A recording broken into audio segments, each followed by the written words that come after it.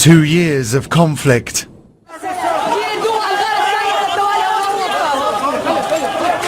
More than 100,000 dead. They're the grim statistics of Syria's war. Now, there's another. 8-year-old Aya witnessed the violence with her own eyes. She fled Syria with her family. There are now 1 million children like her. Children who make up half of all Syria's refugees. She said we were in the house when they started bombing our house, and we cried so many times. Then we came here. Aya's home is now this makeshift tent in Lebanon. She hasn't been to school for 2 years. As a matter of fact, we unfortunately have reached 1 million refugee children that had to flee the country. You have about 2 million children internally displaced inside Syria and millions of others trapped by the conflict. I think we need to recognize that Syria faces the risk of a lost generation. You call this a shameful milestone. It is a shameful milestone, and it's dramatic that in today's world there is not the capacity to stop a war like this. I understand most of these children are under the age of 11. Is that true? It is absolutely true. About 75% of the children are under the age of 11. And that is why the traumatic impact is so terrible. These children will live with everything they have suffered for the rest of their lives. Well, the UN Secretary General has just come out with some of his toughest language yet on the alleged chemical weapons attack in Syria. Ban Ki-moon's comments come as pressure mounts on Syria to give UN inspectors access to the scene.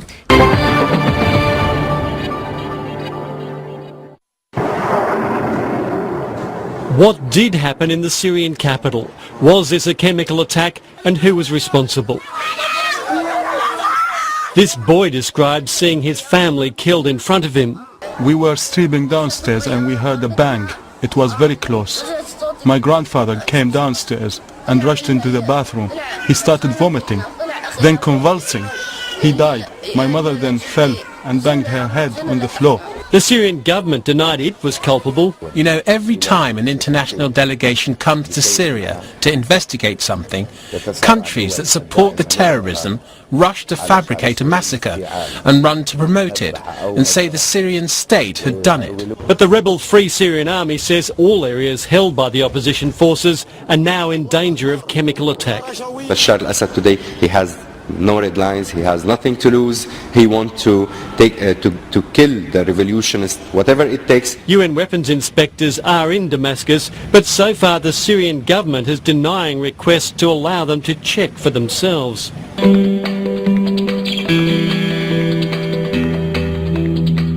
President Bashar al-Assad has always denied using gas in the past, but equally always warned it would be used if foreign invaders joined the rebels and threatened the capital. He has denied bombing the suburb with nerve gas. Analysts say this is stage one of the US strategy, training and leading in the field hand-picked members of the Free Syrian Army to carve out a zone along the Jordanian and Israeli border. I'm especially troubled by reports of that chemical weapons might have been used against the civilian populations. Any use of chemical weapons anywhere by anybody under any circumstances would violate international law.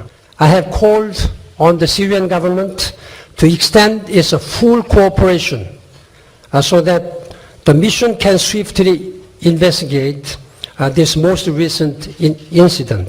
I thank Security Council members' prompt action and call for them to remain actively engaged on this crisis. Getting rid of Syria's chemical weapons appears to be pushing ahead at a rapid pace. That's despite widespread scepticism that declaring and destroying its stockpiles would be possible in the middle of a civil war.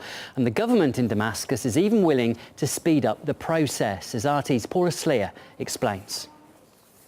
Today is the deadline for the Organization for the Prohibition of Chemical Weapons to draw up destruction deadlines for Syria's chemical arsenal. So far, Damascus has met all deadlines in its destruction program, with the latest being the 1st of November, by when it had to have destroyed all equipment used for the mixing and production of poison gases and nerve agents. Damascus says it remains committed to meeting these deadlines. On our part, we are ready to do whatever it takes to commit ourselves to these deadlines. But if experts see we can do it sooner, we are ready to do it. I was recently in Damascus, where none of the foreign experts that are overseeing the destruction of Syria's chemical weapon program would speak on camera, other than to say that they were extremely satisfied with the progress that was being made and that Damascus was cooperating fully. We have made a commitment, and Syria is well known for respecting its commitments. This is not a commitment to the Security Council. This is not a commitment to the OPCW. This is a commitment also to our Russian friends. One of the debates right now is where to actually destroy Syria's chemical weapons, which are estimated at around 1,000 tons. Possible sites include Albania, France and Belgium. Chemical weapons have become a heavy burden on Syria, especially for the presence of militant groups on its soil that might want to use such weapons, or could even induce a disaster by mishandling them. The final deadline for Syria destroying its entire stockpile of chemical weapons is the middle of next year. Paul Islia, RT, Tel Aviv. So let's have a recap of where things stand at the moment. Damascus has so far revealed where all its chemical weapons are located, although it is worth mentioning not all of the sites have been visited yet because of the fighting. However, they have managed to meet the November target for destroying all toxic arms production equipment. But if you take a look at this map, you will see what the inspectors are up against. These are the major stockpile sites, with some in areas close to where heavy fighting is breaking out. So that makes their job a lot more difficult. Now, despite hopes that the process can kickstart peace talks, the opposition showing no willingness to compromise, as RT's Maria Fanoshina explains.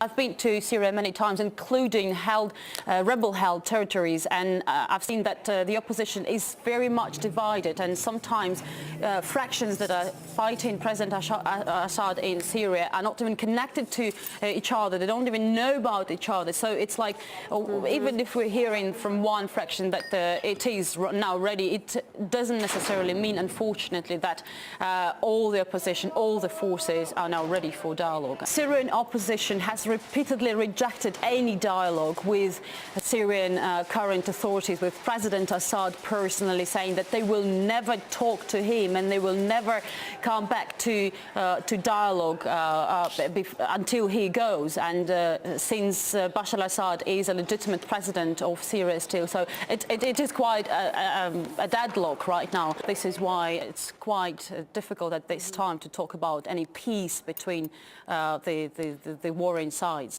People overseeing the disposal of Syria's chemical weapons agree they may need to destroy the arsenal outside the country. The experts are looking in the context of a civil war, and the Syrians themselves don't have the expertise to get rid of their stockpiles. NHK World's Chiek Ishikawa has more. Ahmed Uzmush heads up the Organization for the Prohibition of Chemical Weapons.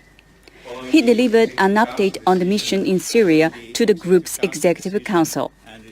He said Syrian officials have met a November 1st deadline for destroying all production facilities or making sure the machinery is inoperable. The international team began their work last month to destroy the chemical arsenal in Syria. They said the government was cooperative.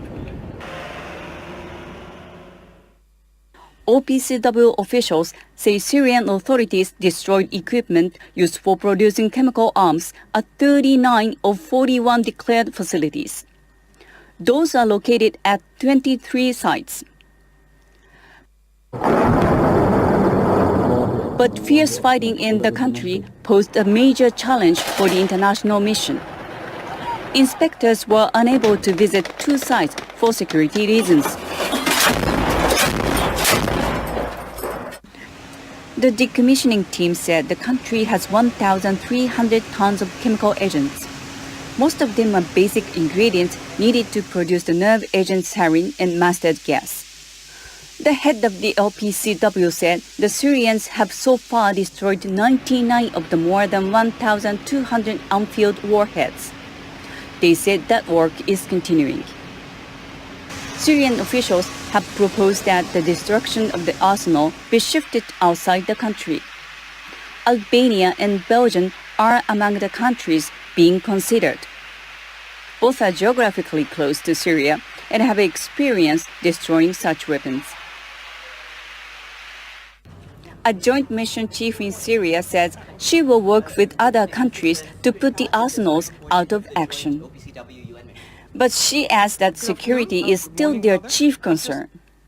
The conflict is, of course, of daily concern, not only to the mission, but to the people of Syria. We make our security assessments on an ongoing basis, and we will continue to do so.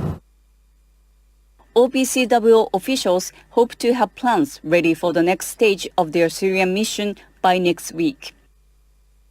They are aiming for the verified destruction of all declared chemical weapons and production facilities by the middle of next year. Chiaki Ishikawa, NHK World.